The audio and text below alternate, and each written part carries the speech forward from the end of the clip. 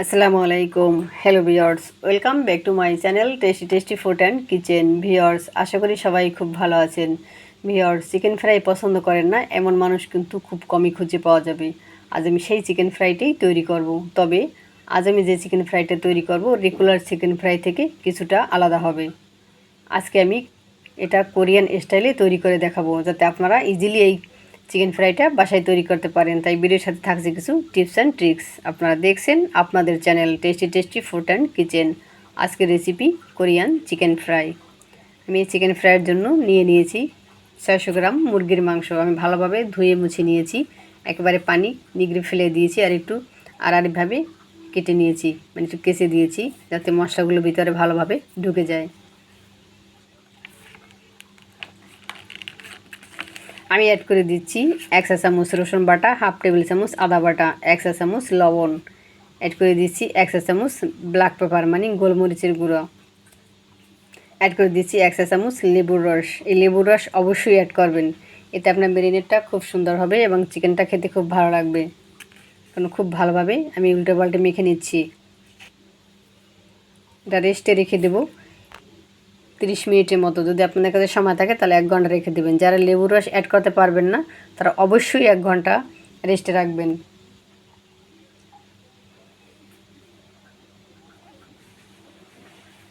ফিরে আসলাম 30 মিনিট পর। সেক্ষেত্রে মানে ততক্ষণে আমি কিছু মশলা রেডি করে নিয়েছি। আর এই যে সাদা তিল, এটা আমি একটু অল্প আছে ভেজে নিয়েছি।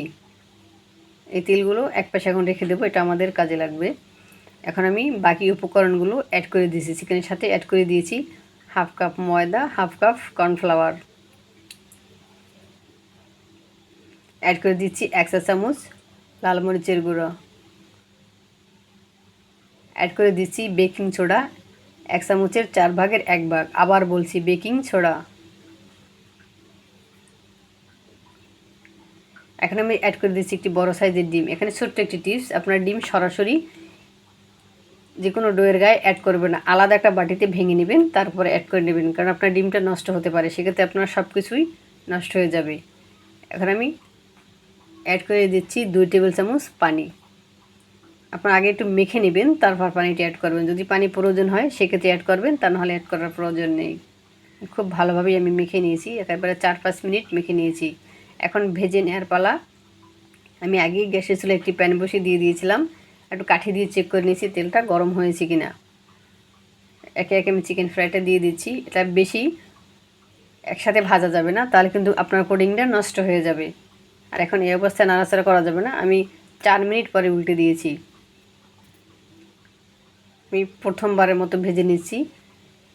প্রথমবার চুলার আঁচ থাকবে মাঝারির চেয়েও কম।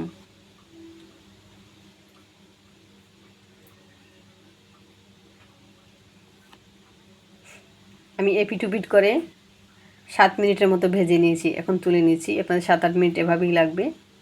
একটু তুলে নিচ্ছি। এটা কিচেন টিস্যুর উপর রেখে দিয়েছি, এটা ঠান্ডা হবে। ততক্ষণে আমি এটা স্পেশাল সস তৈরি করে নেব। এই সসটা কিনতে পাওয়া যায় না, এটা কোরিয়ান সস।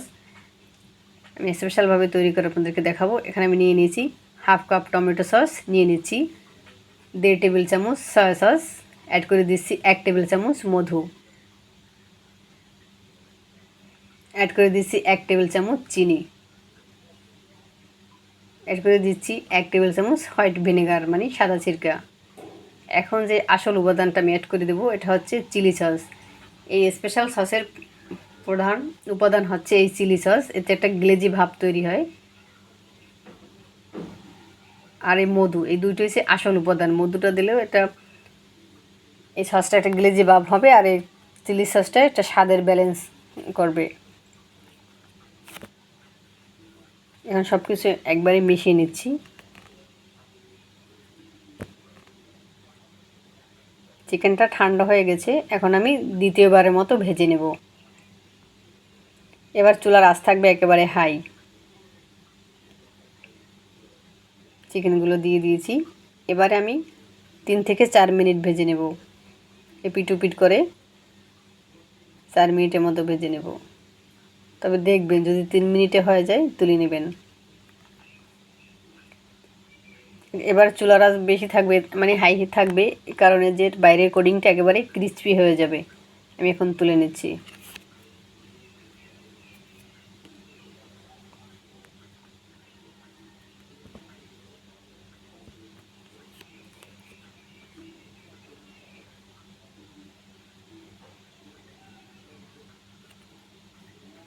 আমি আরেকটি প্যান বসিয়ে দিয়ে দিয়েছি। এখানে আমি অ্যাড করে দিচ্ছি 3 টেবিল চামচ সয়াবিন তেল, অ্যাড করে দিয়েছি 2 টেবিল চামচ রসুন কুচি। এই রসুনটা আমরা বাদামি করে ভেজে নেব।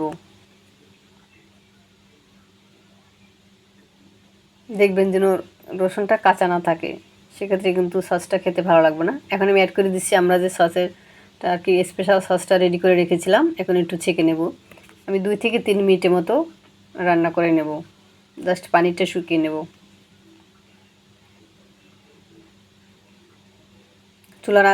চুলা আমি এখন বন্ধ করে দিয়েছি। এখন এই গরম অবস্থায় সসটা ভালোভাবে উল্টে পাল্টে কোট করে নেব, যাতে সসটা একেবারে চিকেনের সম্পূর্ণ গায়ে লেগে যায়।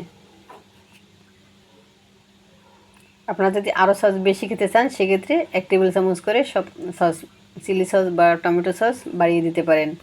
এখন আমি চুলা থেকে নামিয়ে নিচ্ছি। আপনাদের একটা সার্ভিং ডিশে দেখিয়ে দিচ্ছি আপনাদের কোরিয়ান সসটা কীরকম হলো আর কোরিয়ান চিকেন ফ্রাইটা কেমন হলো। দেখুন কতটা সসে একটা গ্লেজি ভাব হয়েছে।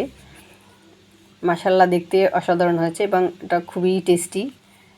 আমি এখন অ্যাড করে দিচ্ছি আমি যে তিলটা ভেজে রেখেছিলাম সেই সাদা তেল।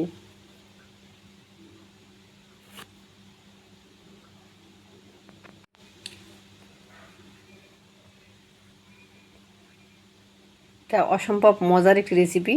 আমি রিকমেন্ড করব আপনারা অবশ্যই বাসায় একবার হলেও ট্রাই করবেন। তাহলে আপনি বুঝতে পারবেন যেটা তৈরি করা কতটা ইজি এবং কতটা একটা টেস্টি একটা রেসিপি। দেখুন আমি ভিডিও ঠিকমতো করতে পারছিলাম না, সবাই একে একে নিয়ে যাচ্ছে আর খাচ্ছে আর আমাকে রিভিউ দিচ্ছে। এটা অসম্ভব মজার একটি রেসিপি, আপনারা অবশ্যই ট্রাই করবেন। আর আপনাদের যদি কোনো কিছু বুঝতে অসুবিধা হয় তাহলে কমেন্টে লিখবেন। তাহলে ভিডিওটি ভালো লাগলে একটি লাইক দিন, ফ্রেন্ডস আর ফ্যামিলির সাথে শেয়ার করুন। যারা আমার চ্যানেলে নতুন এসেছেন মজার মজার ভিডিও পেতে চ্যানেলটি সাবস্ক্রাইব করে অল বাটন ক্লিক করে রাখেন, যাতে আমি যখনই ভিডিও আপলোড করব সবার আগে আপনার কাছে নোটিফিকেশন পৌঁছে যায়। কথা হবে নেক্সট ভিডিওতে নতুন রেসিপিতে। ততদিন আল্লাহ আপনাদেরকে সুস্থ রাখুন, ভালো থাকুন, নিরাপদে থাকুন, নিরাপদে পথ চলুন। আজ এ পর্যন্তই। আল্লাহ হাফেজ।